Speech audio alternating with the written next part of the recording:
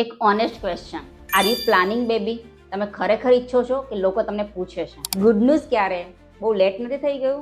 Sometime pregnancy decision કપલનું ઓછું, ફેમિલીનું વધારે હોય છે. વાઇફ મેન્ટલી પ્રેશર ફીલ કરે છે, હસબન્ડ ફાઇનાન્શિયલી કેલ્ક્યુલેશન કરે છે. ડિસિઝન કામથી નહીં, પ્રેશરથી થાય છે. ક્લિનિકમાં ઘણીવાર કપલ પ્રાઇવેટલી કહે છે, doctor actually we are not fully ready, but external expectation આ ડિસિઝનને ફાસ્ટ લેવા માટે પુશ કરે છે એન્ડ રશ ડિસિઝન એન્ઝાઇટીને ક્રિએટ કરે છે. પ્રેગ્નન્સી એ લાઈફ લોંગ રિસ્પોન્સિબિલિટી છે. Sleep and relationship dynamics. Ayurveda એ એમ્ફેસાઇઝ કરે છે રેડીનેસ ફિઝિકલી અને ઇમોશનલી બંને રિક્વાયર છે. જો માઇન્ડ અનસેટલડ હોય તો બોડી ફુલ્લી રિસેપ્ટિવ હોતી નથી. એક સેકન્ડ માટે પોઝ લો અને પોતાની જાતને ક્વેશ્ચન કરો, are we choosing this or reacting to the pressure? અમે આ જાતે ચૂઝ કર્યું છે કે સોશિયલ પ્રેશરથી કરેલું છે? સમટાઈમ કપલ વચ્ચે સાયલેન્ટ ડિસએગ્રીમેન્ટ હોય છે. એક પાર્ટનર તો રેડી છે પણ બીજું શ્યોર જ નથી, બટ સોસાયટીના પ્રેશરથી આ કન્વર્ઝેશનને એવોઇડ કરવામાં આવે છે. બેબી રિલેશનશિપને ફિક્સ કરવા માટે નથી આવતું, બેબી સ્ટેબલ રિલેશનશિપમાં આવવું જોઈએ અને અમારા ગર્ભ સંસ્કારમાં આ વસ્તુને